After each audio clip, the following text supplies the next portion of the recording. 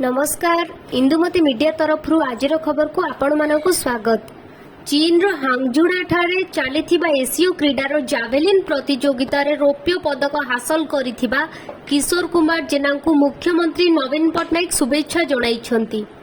किशोर जेना को पई मुख्यमंत्री 1.5 कोटी टंका पुरस्कार घोषणा करिछंती। खोलुनी सहकारी जिलापाल सुस्मिता मिंज और एएसआई लगुन को मृत्यु रहस्य। सुस्मिता मृत्यु मामलार बीडीओ एवं सीडीपीओ को जेरा कला पुलिस। स्क्रब टाइफस रे आक्रांत हेले कृषि सचिव अरविंद पाढ़ी। कैपिटल हॉस्पिटल रे नमूना परीक्षा पर पॉजिटिव आसिला रिपोर्ट।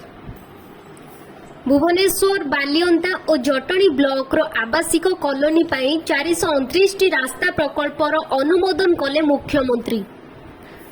2023 वर्ष पाई 3 जन वैज्ञानिकों को रसायन विज्ञान नोबेल। एही सर्वश्रेष्ठ पुरस्कार पाइबाको मनोनीत 3 वैज्ञानिक हेले मोंगी जी बाउंडिंग, लुइस ई ब्रूस एवं आलोक्सी एल इकिमोव। दिल्ली लोकसभा निर्वाचन पाई कांग्रेस को 3टी आसन छाड़िबो आम आदमी पार्टी। एने सूचना देइछंती वरिष्ठ नेशनलिस्ट कांग्रेस पार्टी नेता शरद पवार। अभिनेता रणबीर कपूर को ईडी रु समन। अक्टोबर 6 रे पचरा उचरा पाई तांको ईडी पक्षरु समन जारी करा जाईछि।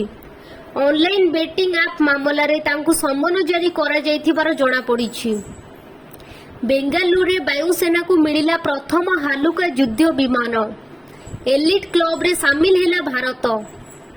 सुस्मिता मिंज और आलिस नरीमा लुगुन मृत्यु घटना रे सीबीआई तदंत हेउ। जुएल ओराम सूचना देइछंती। प्रति 3 रे जणे निवेशक परामर्शदाता पंजीकृत नुहंती। सेबी चेयरमैन सूचना देइछंती। विश्वकप 2023 महामुकाबला पूर्वरु एकाटी हेले 10टी टीम रो अधिनायक। एहीपरि नुआ नुआ वीडियो देखिबा पई एही चैनल को सब्सक्राइब करंतु।